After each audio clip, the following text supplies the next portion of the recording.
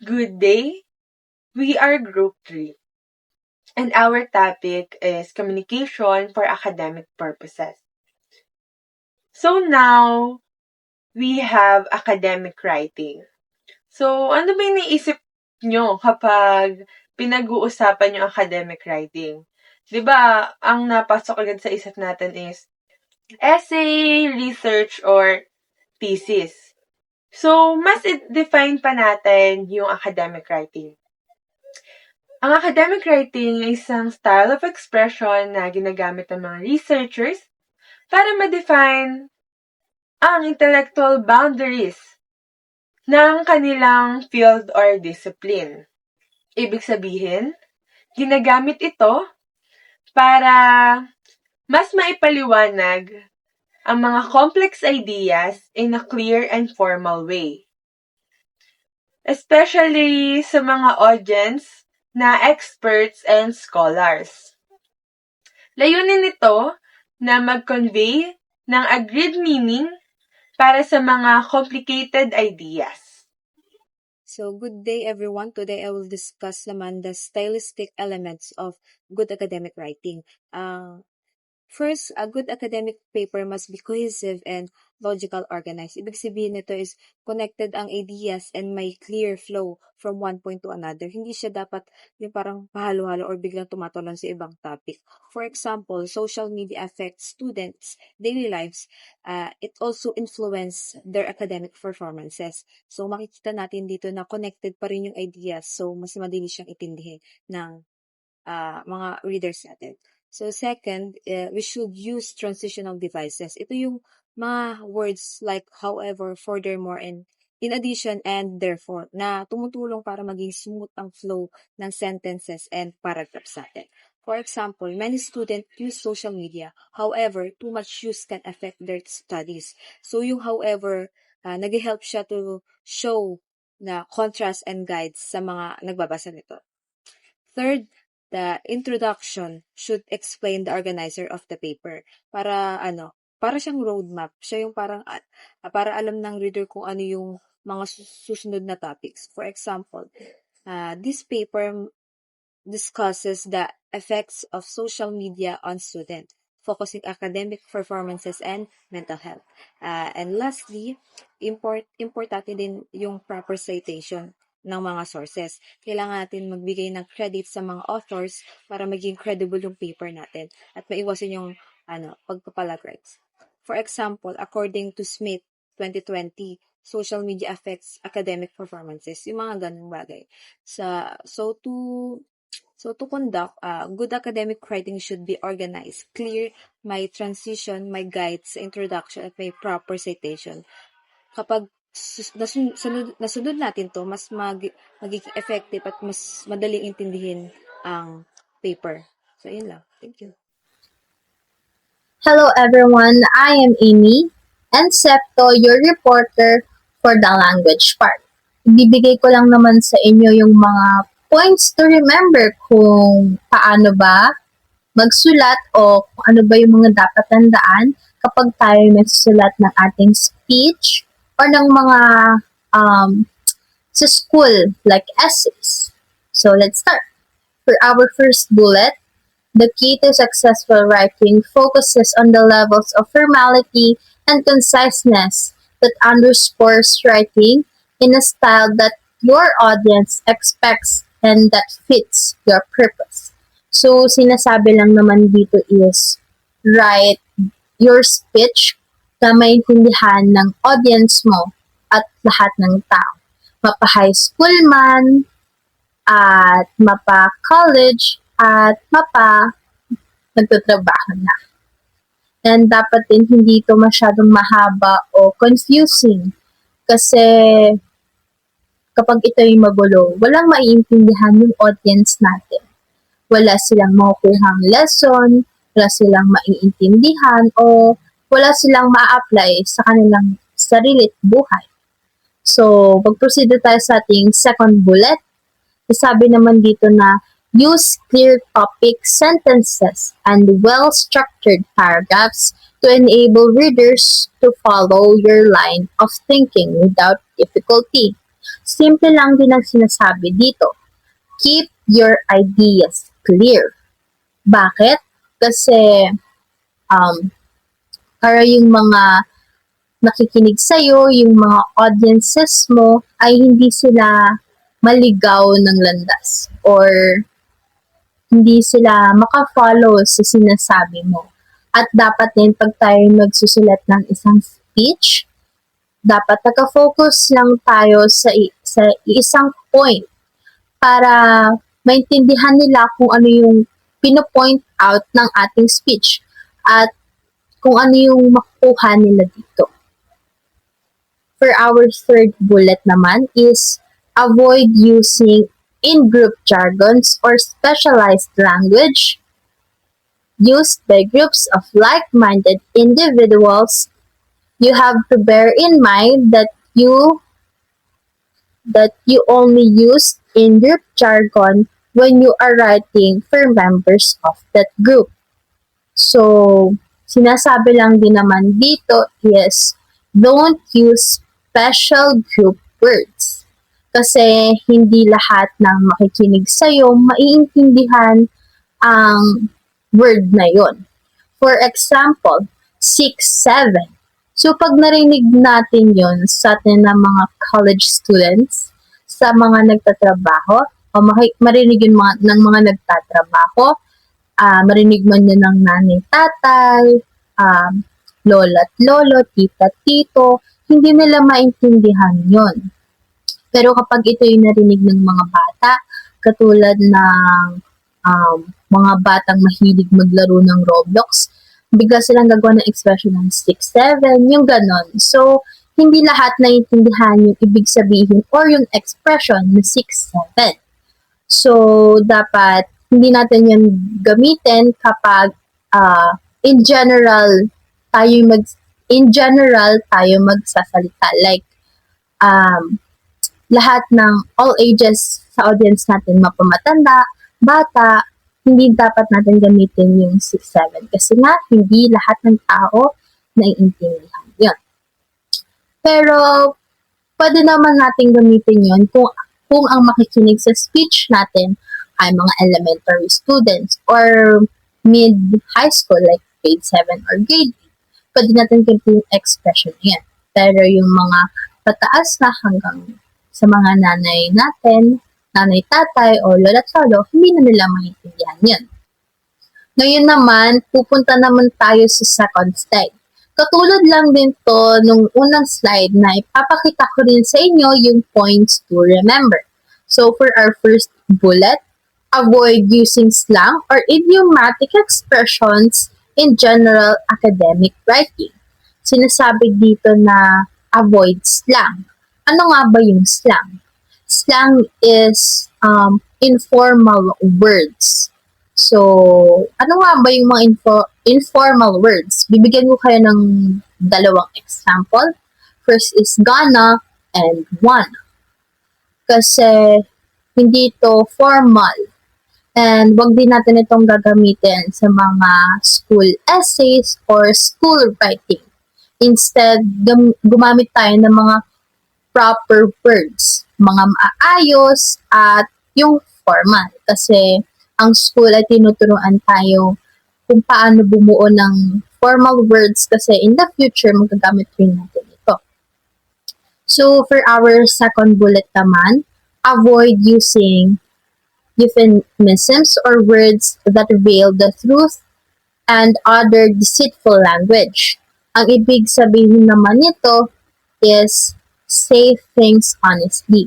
Dapat maging totoo ka sa speech na sasabihin mo at dapat dapat yung words na gagamitin natin is hindi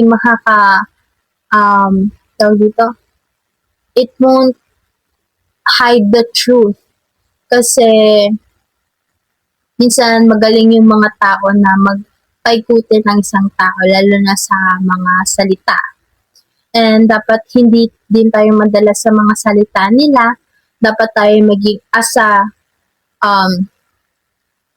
audience, dapat tayo maging mapanuri Dapat maintindihan natin yung kung anong gustong i-point out ng nagsasalita. And dapat tayo maging malinaw at maging totoo kasi para para ito ikakabuti sa mga makikinig sa atin at maintindihan din nila tayo. So, for our third bullet, avoid using biased language, including language with a racial, ethnic, group, or gender bias, or language that is stereotypical. So, simple lang to. Be kind and fair with words. So, dapat maging mapanuri tayo sa mga sasabihin natin, sa mga makikinig sa atin. Dapat equal ito. And dapat wala dapat tayong ma-offend, wala dapat tayong masaktan sa sasabihin natin. Dapat in general at maging sensitive tayo sa mga words na sasabihin natin. For the academic tones, these are the things that need to be considered when writing an academic tone. Number 1, present the arguments of others objectively and with an appropriate narrative tone. Meaning to say, yung pinapresent mong arguments is dapat short siya pero detailed. So, kailangan precise siya kapag sasabi ng mga information na sasabihin mo para mas maintindihan ng iba kahit na maikli lang yung sinabi mo. Number 2, describe these arguments accurately and without bias or loaded language whenever you present an argument or position that you disagree with. Dito naman should be neutral even if agree ka or disagree ka sa nakuha mong arguments. Kailangan hindi ka bias para makonsider na you know kung ano yung lesson na sinasabi mo. And accurately naman, when we say accurately, kailangan based on evidence siya or based on facts siya para mas kapanipaniwala na tama yung sinasabi mo. Number 3, investigate the research problem from an authoritative perspective. So, dito, as I've said, so number 2, kailangan based on facts or based on credible sources, yung mga nakukuha mong information for you to know kung tama ba yung sinasabi mo or hindi. So, mga examples tayo like, according to, the author argues that, the research suggests that, mga ganong sentence or statement is to prove na tama yung sinasabi mo or to prove na yung mga sinasabi mo is hindi lang personal opinions mo but based on facts siya. Number 4, state the strong points of your arguments confidently by using language that is neutral, not dismissive or confrontational. So dito, you should be neutral sa makikipag-argue with others. You should not fight with them, should not argue with them. You should actually acknowledge yung mga sinasabi nila and present your position as well-supported and reasonable siya. So in short, should be firm with your ideas, but be polite and balanced in how you express them. Then number 5, avoid making broad generalizations using oversweeping adjectives, adverbs, qualifiers, emotional language, and inflammatory language. So dito naman, ito yung mga words na dapat i-avoid kapag nakikipag-argue or when you present a topic. So when we say broad generalization, mga words na yun is yung mga all, always, never, everyone, yung mga ganon. Kasi it shows na yung arguments na sinasabi mo is weak or inaccurate siya. While yung mga oversweeping adjectives or adverbs naman is yung mga completely, extremely, terrible or mga exaggerated na words na sinasabi just to prove your point. Kasi it's too exaggerated na or parang nag-overlaps na siya doon sa topic na dapat sasabihin mo lang. When we say qualifiers naman, is yan yung mga very, really, so much. We should also avoid that because it makes our academic tone less formal. Dapat ka, diba, precise lang siya, pero in a formal tone.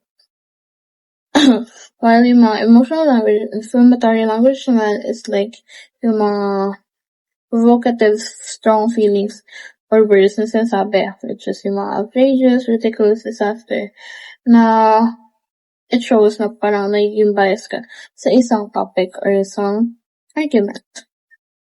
And that is the 5 academic tones na dapat i-consider natin when we are doing that. When writing academic tones, there are 4 core characteristics. Number 1, objectivity. Presents information, data, arguments, rather than personal opinions or motive language. So, kailangan daw, from the word itself, objective. Ang objective nito is to present something, to argue with something. Kailangan yung mga sasabihin mong information is dapat tama. It should be backed up with credible sources, and it should be factual informations instead of mga emotions. Kasi hindi naman siya casual talk na kailangan ang mga sasabihin mo or argue mo is based on your opinions or based on yung mga emotions. Dapat formal. Kasi academic tone siya. So, dapat formal siya. And dapat din siya sa factual. Number 2, formality. Avoid contractions. For example, use do not instead of don't. And colloquialism or slang. When we say colloquialism, ito yung mga informal words sabi natin. Just yung mga gana, y'all, and we should avoid that. And slang or mga, when we say slang, ito yung mga riz, lulu, mga ganong words. Dapat i-avoid natin. Kasi mga informal words siya. Now, we should avoid when we are arguing or we are using academic tones. Number 3, precisions.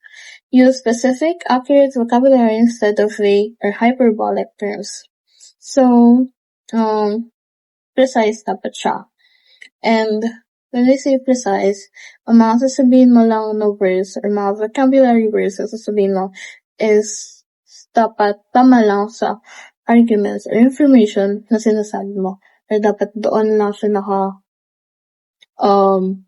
doon lang nakatutok yung mga words na sasabihin mo doon sa arguments na topic mo.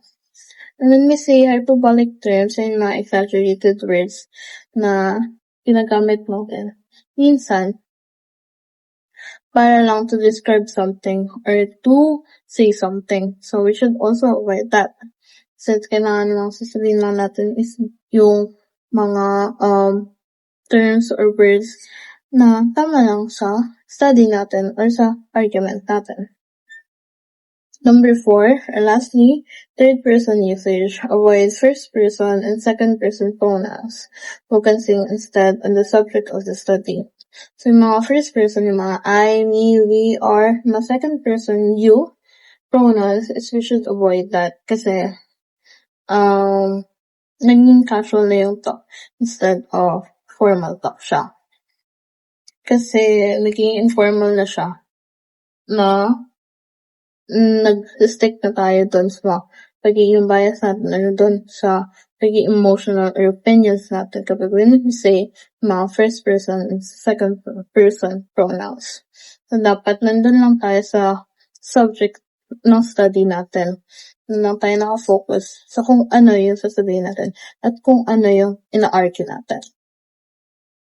So after learning about academic tone, now we're going to talk about academic diction. So, academic diction is a careful and formal choice of words used in academic writing, such as research paper, essays, and reports. And it helps make writing clear, professional, objective, and credible. Now, bago muna natin pag-usapan yung academic diction, ano nga ba yung diction? So, diction comes from a Latin word means dictio. Latin word dictio means to say or to speak. So, basically, diction literally comes from the idea of how you say things or how you speak. Now, here are some important reminders. Number 1, awareness of the words you use. So, writer must be careful with the word choice because some of the words may have the same dictionary meaning but different emotional or implied meaning. So, dapat tatanungin ko kayo kung may idea ba kayo sa denotation and connotation kung live presentation to, but since it's recorded, now I'm just gonna say what is the difference between those two. Now, denotation, ito yung dictionary meaning ng word. While yung connotation naman, ito yung emotional or different implied meaning ng word. Para mas magets nyo, I have example. So, example, plastic. And yung ginamit kong phrase is maraming plastic. And denotation or dictionary meaning, plastic, noun, is a synthetic material made from polymer used to make bottles, bags, container, or etc. In the meanwhile, yung connotation nito, in the Philippines, plastic is a slang insult and it does not usually refer in the material. Ang ibig sabihin actually ng plastic sa Pilipinas is like fake, hipokrito, hindi seryoso, dalawa mo ka, ganyan. It's an insult. Now, doon mo magigets yung ibig sabihin ng denotation and connotation. Now, my advice here, choose a word that is not only correct in the literal meaning or yung denotation, but also appropriate in the feelings or impression it gives or connotation for the situation. Now, yung saying ko dito, it's not always what you say. Sometimes it's how you say it. Sabado, right? Now, number 2, use concrete and specific words. So, academic writing should avoid vague words and instead use clear and precise words para mas maintindihan yung ating writings. Now, yung mga examples ko dito, many students have problems in school. 'Di ba? Hindi na paliwanag kung ano yung problema. Instead, sinabi mo lang na may problema sila. Why not we need to be more specific and precise of in anong ibig nating sabihin doon? Like, many students experience difficulty in mathematics and reading comprehension, 'di ba? Similar sentence lang siya, pero pinaliwanag mo kasi yung problema na sinasabi mo nung first. So, mas okay siya, mas nagets yung gusto mong sabihin talaga. My advice here, when you use clear and precise words, you're good to go. Now, number 3, explain words within the discipline. Kasi may mga ibang words na merong different meaning depending on different field of study. 'Di ba? Alam naman natin yan. Now, ito yung example ko.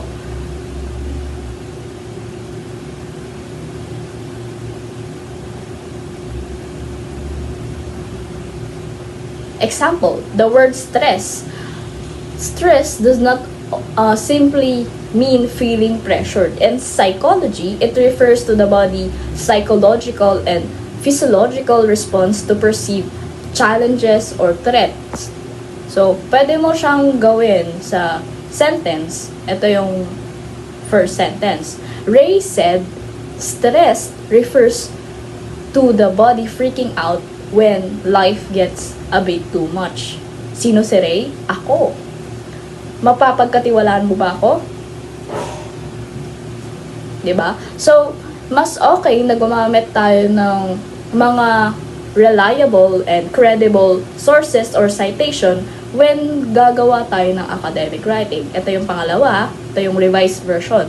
In psychology, stress refers to the body response to demanding situation that disrupt emotional or physical balance by OpenStack 2019. Diba? Mas okay siya pakinggan, mas professional and mas formal siya pakinggan, and mas naintindihan talaga yung gusto mong ipaliwanag. Now, yung advice ko dito, don't be afraid to use citations because these citations shows reliability, credibility of the information na nilalagay mo dun sa iyong academic writing.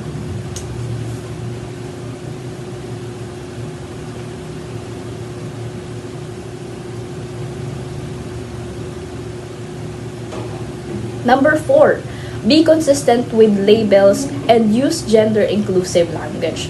So, academic writing should respect people's identity and avoid bias, and it should also avoid unnecessary gender labels.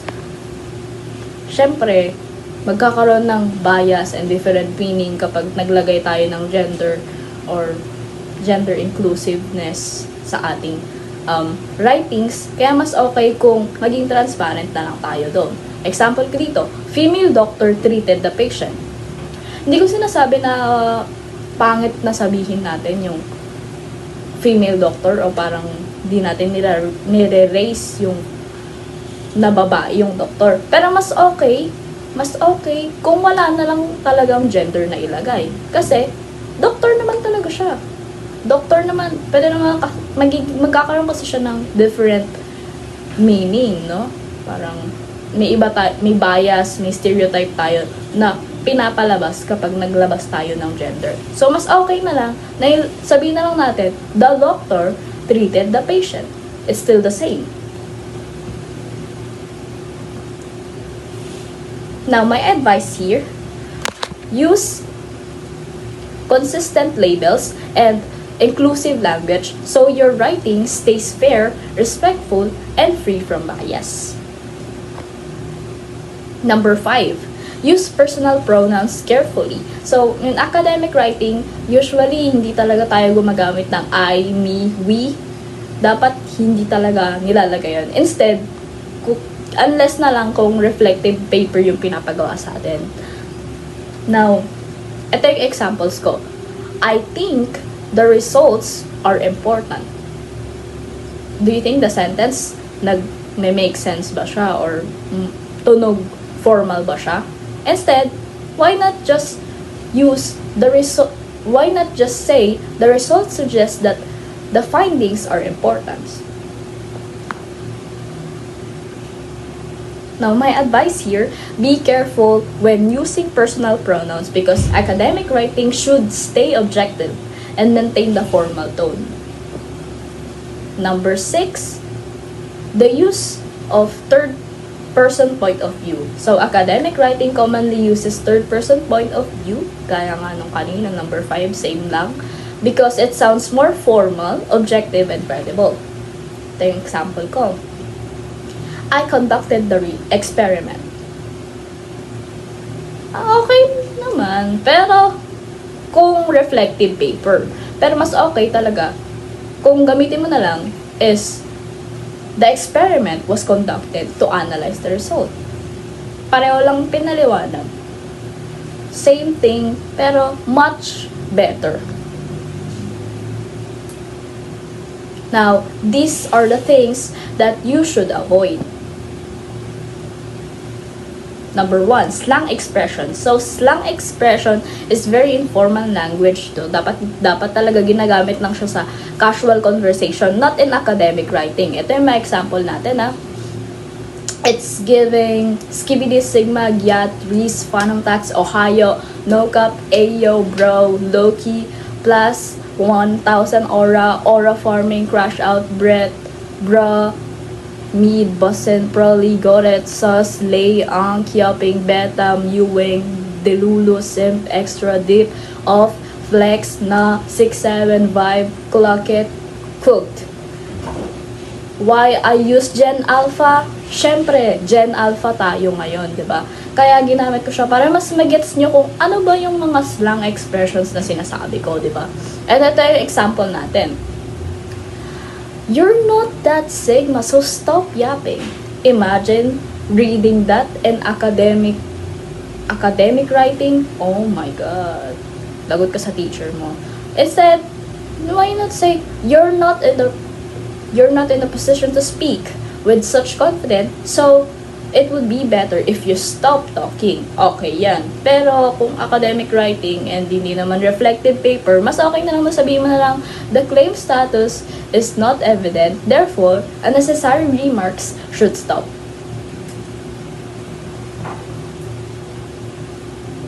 Now, number 2, cliche phrases. Ito yung overused expression na actually hindi naman nagme-make sense or hindi naman kakatulong talaga sa ating phrase. Ito yung mga example natin. At the end of the day, think outside the box. The fact of the matter is, in the blink of an eye, my journey began when little did I know from the moment on in the end, di ba? Ito yung mga gamit na mga gas-gas na phrases na hindi naman talaga maganda na pakinggan. Like example, at the end of the day, President Marcos is still our president. Just be formal and precise. President Marcos remains the current leader of the country. Yun na. Number 3, metaphor or figures of speech. Ito naman yung mga non-literal expression often used in creative writing.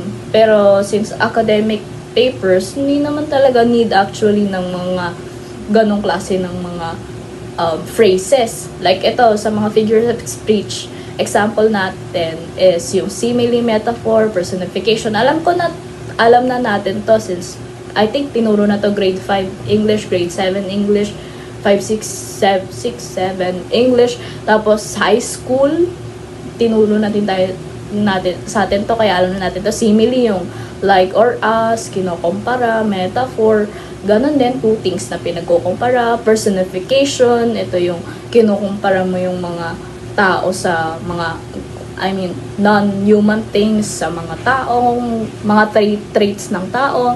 Tapos ito pa, yung hyperbole, alliteration, onomatopoeia, ganyan.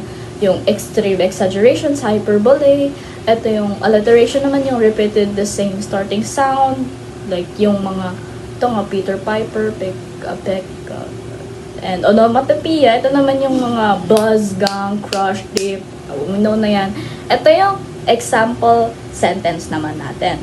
The classroom was a zoo. It's short and it doesn't say anything about gusto mo talagang sabihin. Pero sabihin, the classroom was very noisy and disorderly.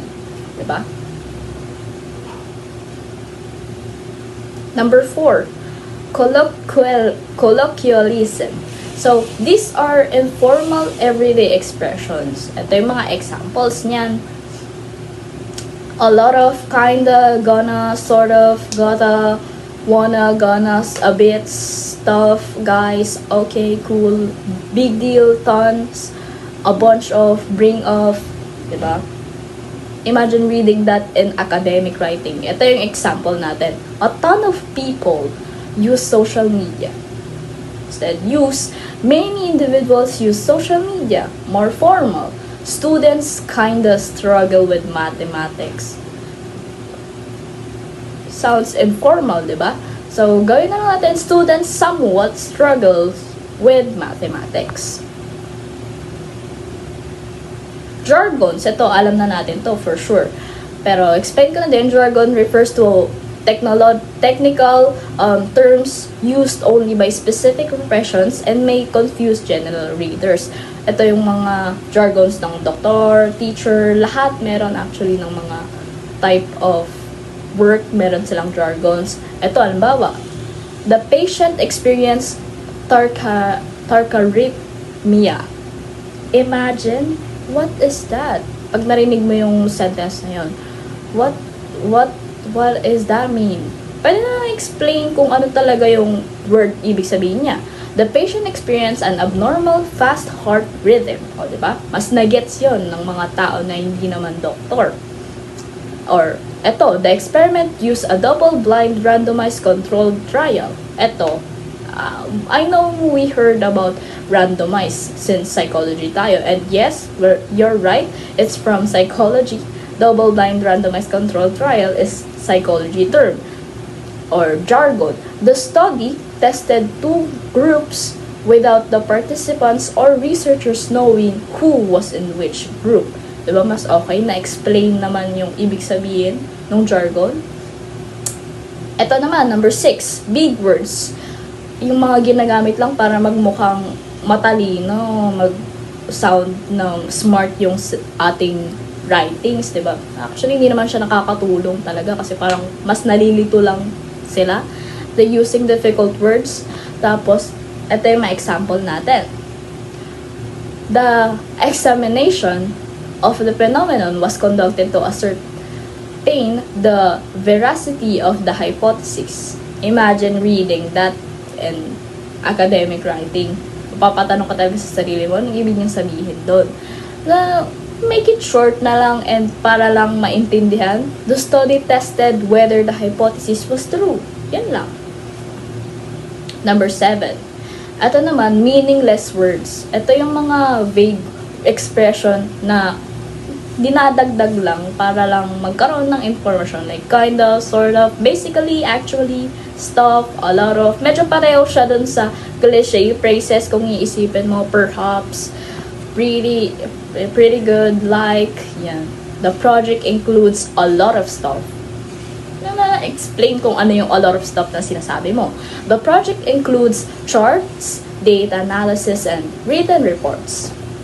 Now, number 8. Ito naman yung platitudes.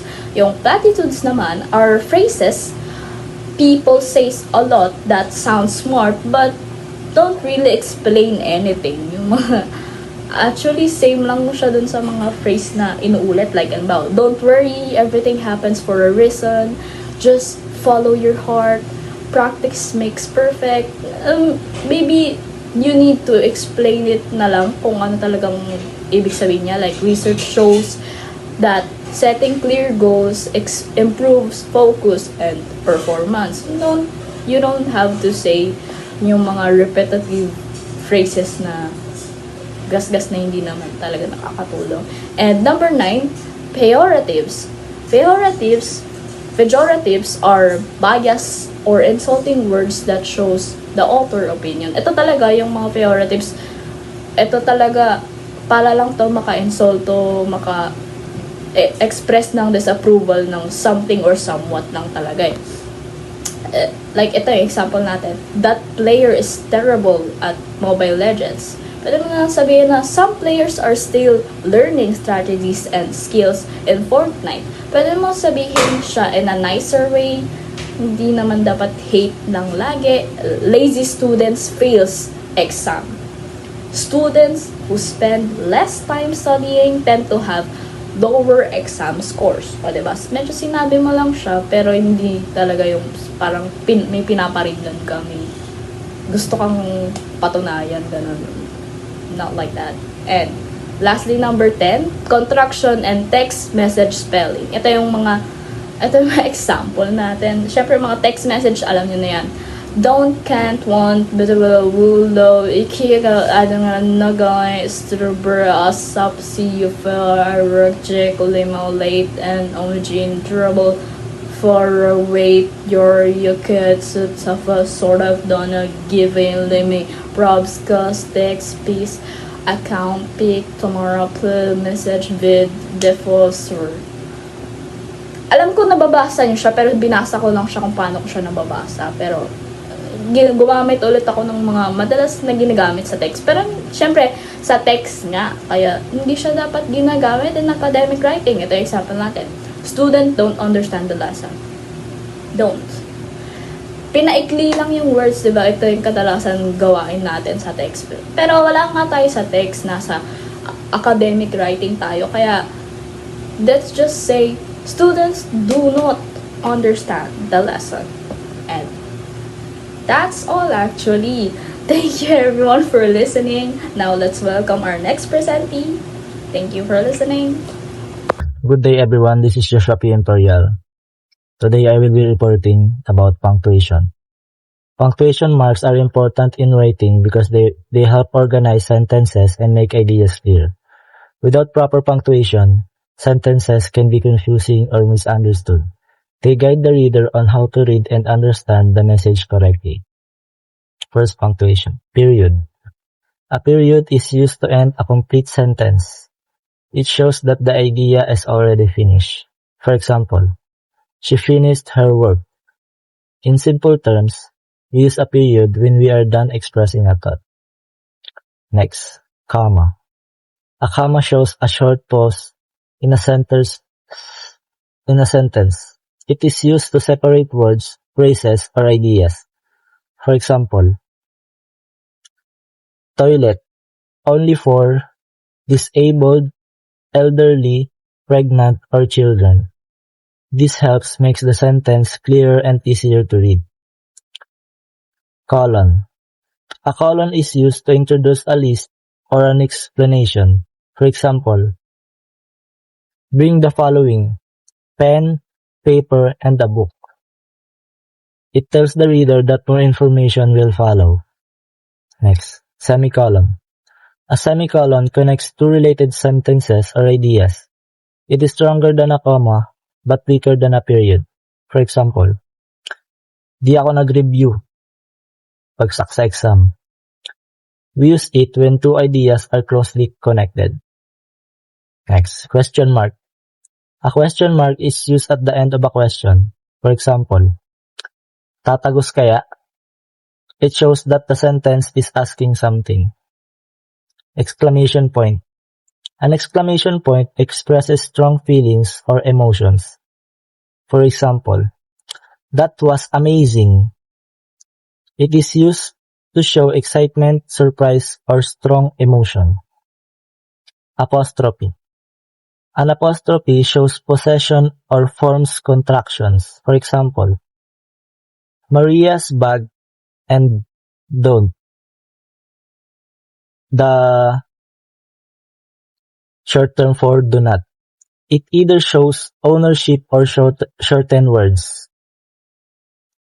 Dash shows a break or adds emphasis in a sentence. Example, I was going to call you, but I forgot. Stronger pause than a comma. Quotation marks. Quotation marks are used to show the exact words spoken by someone. For example, he said, I am ready. This is used when writing dialogue or direct speech. Next, ellipsis shows missing words or a pause. Example, I was thinking maybe later. It indicates something left unsaid or trailing off. Next, slash shows alternatives or choices. Example, and slash or, pass or fail, means or in a shorter way. Next, the last, hyphen, connects words and parts of words. Example, well, known, part, time, like that. Used to join words together. Thank you. So what is academic conventions? Academic conventions is the rules and standards that we use for academic writing and speaking. Ginagamit ang mga academic conventions para mas malinaw, organized, at professional tayong mag-convey ng mga thoughts and ideas. Kadalasan, ginagamit ang academic conventions sa mga essays, reports, presentations, at research papers. So in short, academic conventions is the proper way to communicate in the academic setting. So why is it important? Academic conventions ensures clarity and organizations. It shows credibility and professionalism, avoids plagiarism, and it helps the readers understand the ideas easily. Sa madaling salita, kapag sumusunod ka sa academic conventions, mas madaling naiintindihan ang iyong mga sinasabi. Mas maayos ang daloy ng idea at mas credible at formal ang dating ng mga works natin. When considering academic conventions, you must take into consideration the following points. First is use formal language. Huwag tayong gumagamit ng mga salita or slangs like na all, shortcuts na salita like de instead of hindi, and contractions gaya ng don't, can't, shouldn't. And next is use objective tone. Dapat wala tayong personal na bias or emotions, and dapat mas focus tayo sa facts instead of personal opinions. Next is clear organization. Kailangan mas malinaw yung simula, gitna at wakas ng ating mga essays.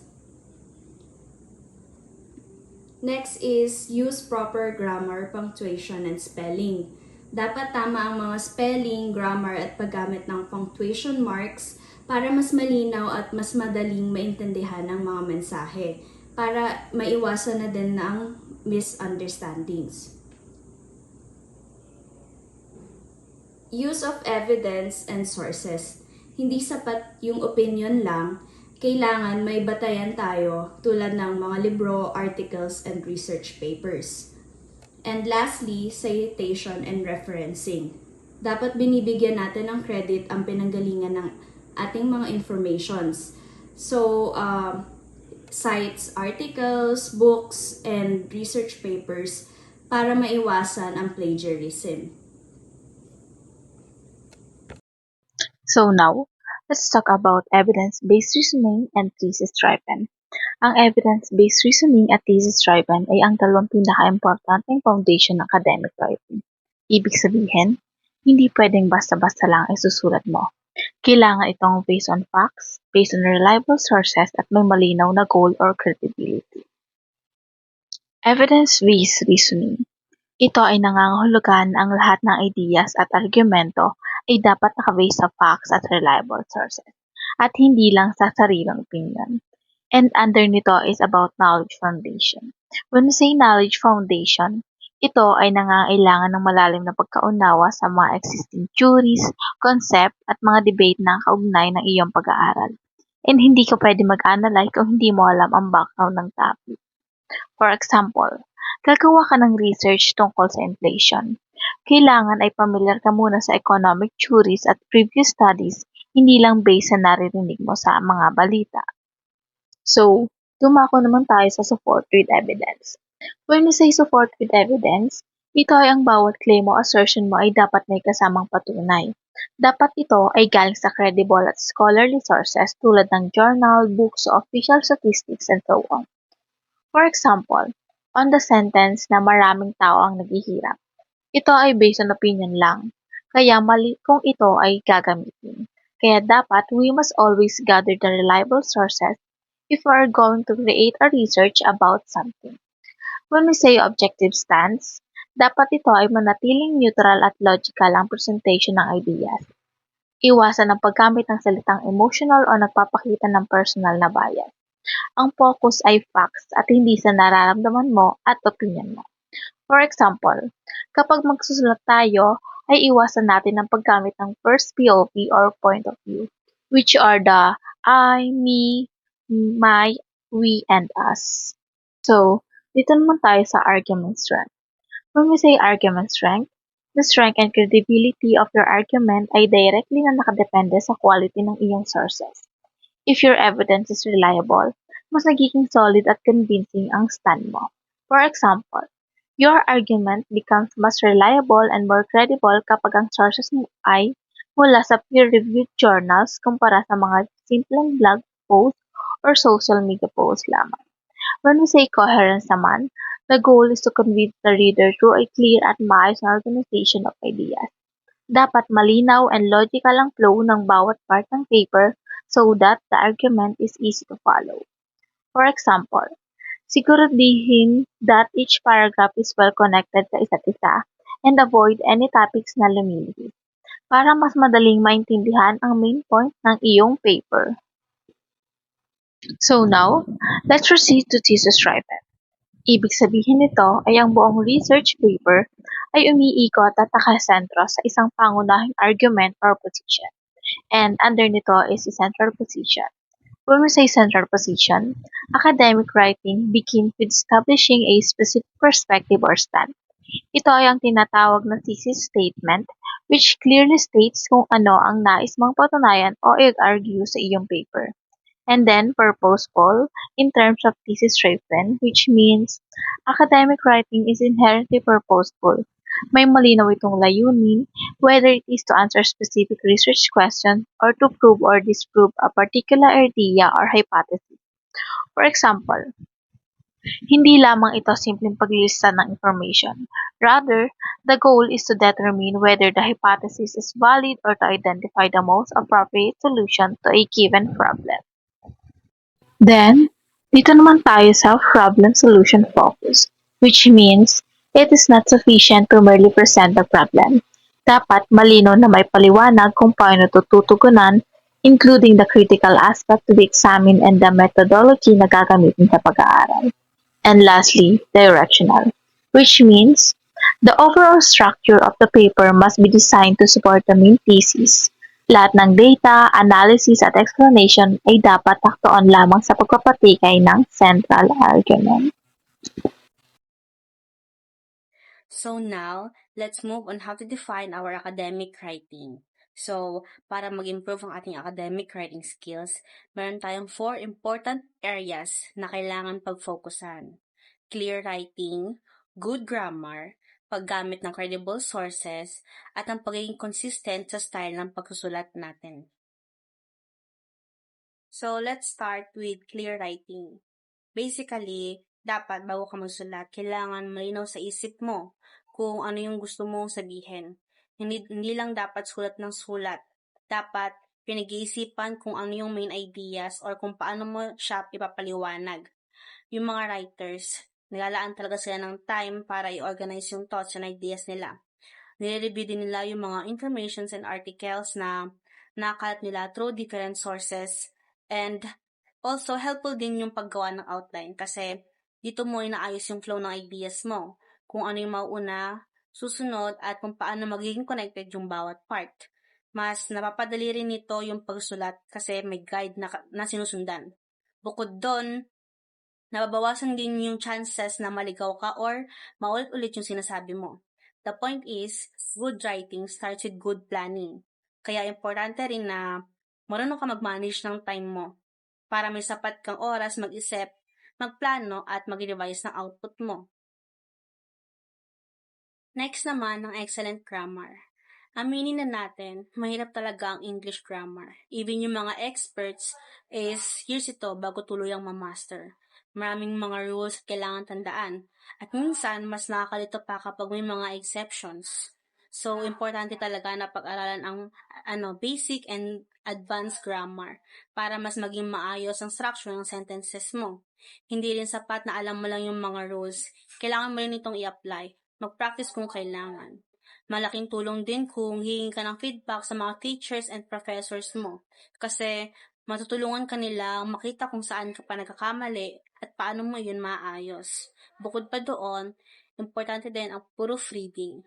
Dito mo chine-check yung mga grammar errors, maling spelling o kulang ng mga punctuation sa gawa mo.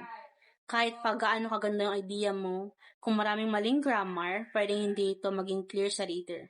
Kaya ang paggamit ng tamang punctuation at maayos na grammar ay nakakadagdag sa pagiging clear, professional at credible ng writing mo.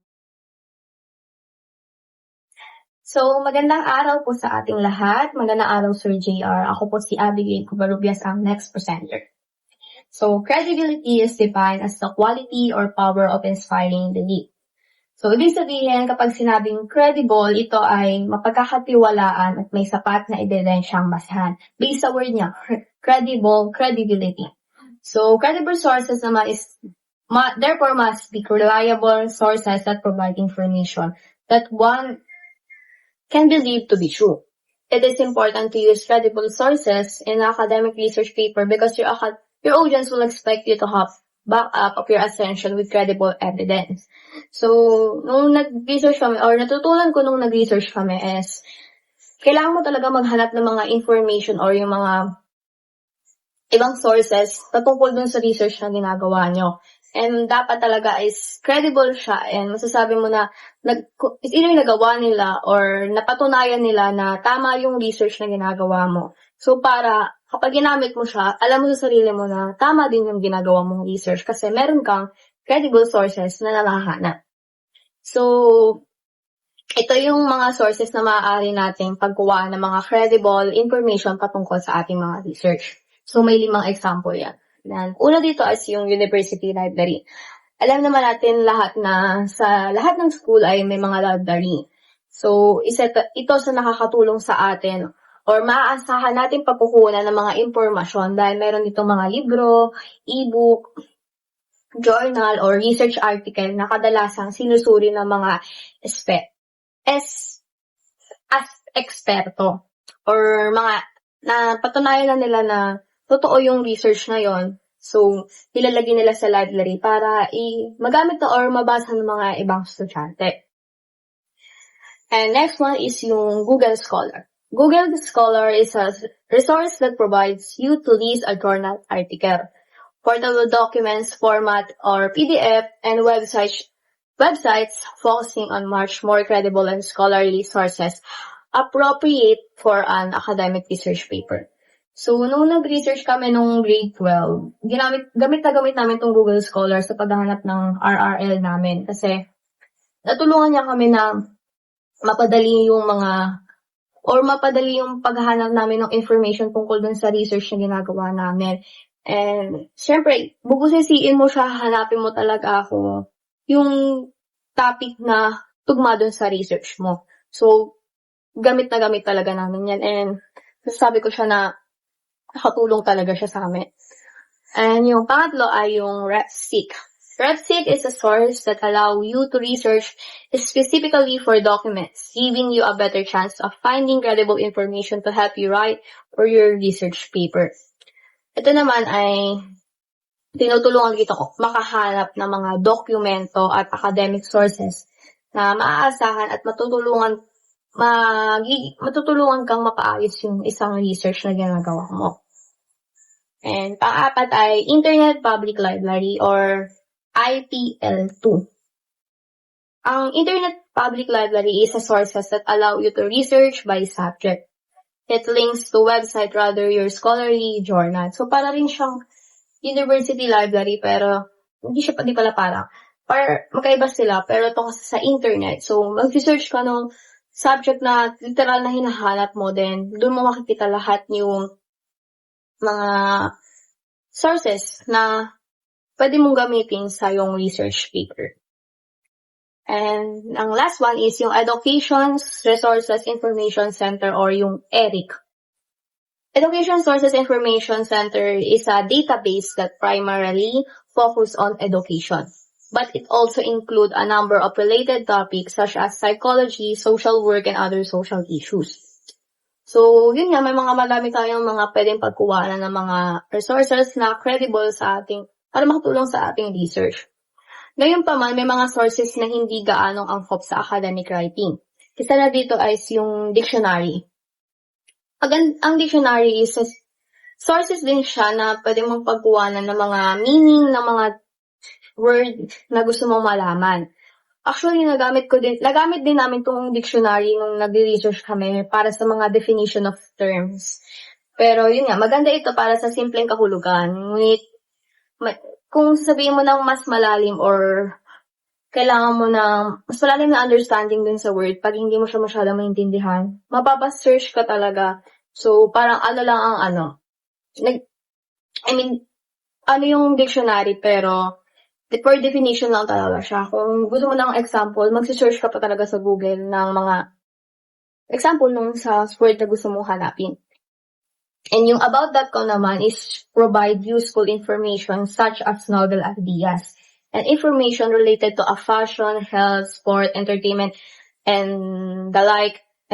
However, such information is irrelevant to academic writing. So, isa rin siya sa nagbibigay ng ideya o pangkalahatang impormasyon, pero kadalasan ay hindi ito sapat para sa academic research natin. So, parang dictionary rin siya.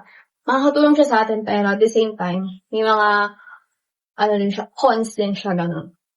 And yung last one is yung Wikipedia. Kilala naman natin lahat ng Wikipedia. And alam natin na yung sa Wikipedia is, pwede natin siya pagkuhanan ng mga sources sa research natin. Kaso, hindi siya reliable for me, hindi siya reliable kasi someone can edit this. So, masasabi mo na hindi siya given information kasi baka i-edit nila na hindi naman talaga doon sa topic. Pero, yun nga, nakakatulong pa rin naman siya. Pero, ingat ka lang sa paggamit ng Wikipedia. So, babasahin mo talaga siya and maghahanap ka pa rin talaga ng information para masabi mo na credible talaga yon. So, sa kabuuan, mahalaga ang paggamit ng credible sources dahil pinapalakas ito ang iyong argumento sa pinapalakas ito ang iyong pag-argumento at ginagawang mas kapanipaniwala yung mga research na ginagawa ko. So, pinapakita rito na ang iyong mga gawa ay nakabatay sa tama at kapanipaniwalang impormasyon. So, advice ko lang is maghanap kayo ng mga sources na sa tingin nyo credible. Okay lang na mag-Google kayo ng maraming oras sa at least, diba, masasabi niyo na credible yung sources na alam ko and alam ko na proven siya ng iba and may pinagkuhanan ka. So, yun naman po. Now let's talk about consistent stylistic approach in academic writing. Ibig sabihin nito is kailangan iisa lang yung style na gagamitin natin throughout the paper. For example, yung prop natin is nag-require siya ng APA style, MLA style, or Chicago Manual of Style. Dapat sundin natin yun from start hanggang dulo. Each style has its own rule, like how to write number, paano mag-cite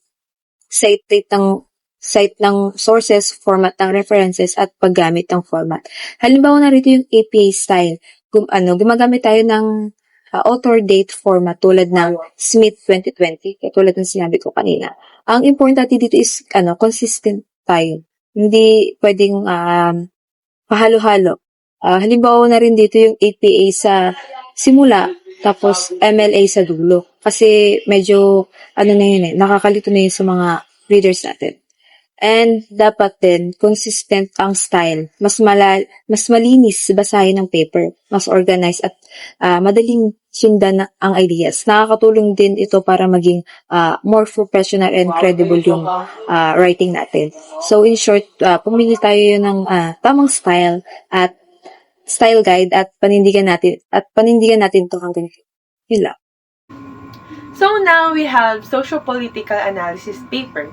Ito ay isang type of paper na nag-a-analyze ng economic, social, and political factors na nakakaapekto sa bansa o sitwasyon. Tinitingnan nito kung paano naapektuhan ng mga factors nito ang buhay at pag-iisip ng mga tao. Mahalaga ito kasi nakakatulong ito para mas maunawaan natin yung mga problema and kung paano natin sila isosolve for our future. So now let's move on sa guidelines in writing socio-political analysis paper. First, we have clear introduction. Dapat malinaw ang introduction mo. Dito mo ipe-present ang problem or question na ina-address mo. Ilagay ang thesis statement at magbigay ka rin ng idea sa mga readers mo kung paano mo ipe-present yung arguments. And pwede rin maglagay dito ng mga background information or personal motivation. Second, the problem. Ito ang mas malawak na issue na gusto mong pag-usapan. Dito ipinapakita kung gaano ka-relevant ang paper mo in terms of economic, social, and political aspects. Third, the thesis. Ang thesis ay hindi lamang isang topic or simpleng fact. Ito ay isang argument or claim, and dito mo pinapakita kung ano ang gusto mong patunayan sa paper nyo. Usually, meron lamang itong 1 to 2 sentences na makikita mo sa dulo ng introduction. Fourth, we have the roadmap. Ito ay parang isang guide or preview na nagpapakita ng mga main parts ng paper mo. Pinapakita nito kung gaano ka-organize ang mga ideas mo in a logical order. Nakakatulong ito para mas maging clear at well-organized ang flow ng arguments mo. Fifth, well-organized body. Dito mo i-defend ang thesis mo gamit ang mga evidence. Dapat din nakaayos ito ayon sa roadmap na ginawa mo. And dapat din, bawat paragraph ay may connection at logical flow. So lastly, strong conclusion. Sa conclusion, i-state mo ang main ideas, i-summarize ang key arguments, and magbigay ng final conclusion ayon sa discussion. Pwede ka rin magbigay ng recommendation and possible solution sa problem. Hello everyone, I'm Jamaica Medlaga. So, ang discuss ko naman about sa position paper and guidelines in writing a position paper. So, unahin man natin talakayin ang position paper. So, ang position paper is a type of writing that present a clear stand on issue. So, ang goal nito ay i-convince yung mga readers by using of facts and evidence. So, includes sa data dates, and reliable sources to support arguments. So, halimbawa, yung topic mo ay dapat bang magkaroon ng face-to-face classes araw-araw? So, dito mo ilalagay kung oo o hindi. Kung sang-ayon ka ba sa face-to-face classes. At syempre, ipapaliwanag mo kung bakit. Next, proceed naman tayo sa guidelines and writing a position paper. So, we have 3. Clear introduction, well-organized body, and strong conclusion. So, first, pag-usapan muna natin yung clear introduction. So, sabi dito, the introduction presents the issue or problem and clearly states the main position and thesis. It gives reader an idea of what the paper will discuss and how the argument will be supported. It may also include brief background information to help readers understand the topic. So, dito may papakilala yung topic at sasabihin mo na agad kung ano ba yung stand mo sa topic na yun. Like, kanina kong example, dapat ba magkaroon ng face-to-face araw-araw? So, example is, example nito, naniniwala ko na dapat magkaroon ng face-to-face classes araw-araw dahil dito mas matututo ang mga estudyante. So, dito mo sasabihin agad yung kung ano ba talagang stand mo sa topic na yun. And next, well-organized body. Then, sabi dito, the body explain and support the thesis using clear and detailed evidence. Each paragraph should focus on the idea and connect smoothly to the next. The ideas must be arranged in a logical order to arguments easy to follow and understand. So, dito man papasok yung mga dahilan at mga evidences mo. So, dito mo din ipapaliwanag kung bakit nga bang kung bakit ka wala sa tamang stand ka, ano. So, example nito, yung unang dahilan mo kunwari is, mas madaling matuto yung mga estudyante dahil nakikita nila yung mga teacher ay mga kaklase nila. At kaya, mas na-develop yung social skills and confidence ng mga bata dahil sa face-to-face classes araw-araw. At syempre, dapat meron kang evidence sa lahat ng mga dahilan na sinasabi mo. And lastly, strong conclusion. So, strong conclusion is state the main points and summarize the key argument. You should not repeat everything but instead highlight. So, i-highlight lang mo yung mga dapat mong i-highlight sa arguments na yun. The most important ideas. It also provides solutions and recommendations or action based on discussion. So, dito mo natatapusin yung speech mo. So, dito mo din i-summarize buong arguments na sinasabi mo kung bakit nga ba mas mahalaga ang face-to-face classes. Ganun.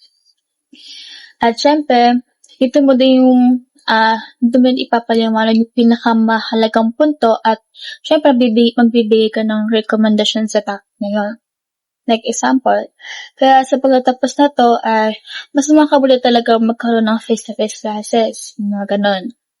So, ipapaliwanag mo at magbibigay ka syempre ng mga recommendation para mas matuloy yung face-to-face classes araw-araw. And that's it for my position paper and guidelines in writing a position paper.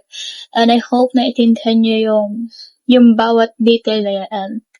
Thank you, everyone. And now let's go on to the last part of our reporting, which is the research-based documented essay. What is a research-based documented essay? A research-based documented essay presents an argument or analysis supported by credible resources. Its application is important in academic and professional settings because it ensures that ideas are not just opinions but are backed by evidence.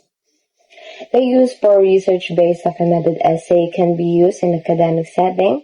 Students use it in school and college for assignments, term papers, and more. Also, research-based documented essay can be used in research and scientific work. Researchers use documented essay when publishing studies or explaining things. And lastly, research-based documented essay can also be used in professional fields, in careers such as business, healthcare, education, and psychology documented. And now let's proceed to the guidelines on research-based documented essay. A research-based documented essay should present a clear and focused topic and thesis, supported by credible resources. It must follow a structured format, which is the introduction, body, and conclusion. Use evidence with proper analysis and apply correct citation to avoid plagiarism. The writing should be formal, objective, well-organized, and carefully revised for clarity and accuracy. So now let's go on to the 3 parts of research-based documented essay. Let's tackle about the first one, which is the introductory paragraph. The introductory paragraph has 3 parts: the topic sentence, outline sentence, and the thesis. The topic sentence introduces the main issue or background of the topic to give context. The outline sentence briefly presents the key points or arguments that will be discussed in the essay, and the thesis, or the last part of the introductory paragraph, states the main claim or position of the essay, which the entire paper will support. For the second part of our research-based documented essay, which is the body also has 3 parts, which is the general, the broad topic, narrowing, the context, specific, the thesis statement. The general or the broad topic introduces the overall subject of the essay. It gives background information and sets the stage for the reader. The narrowing, which is the context, gradually focuses the topic by adding more specific details or issues related to the general idea, guiding the reader toward the main point. The last part, which is the specific or the thesis statement, presents the main argument or claim of the essay.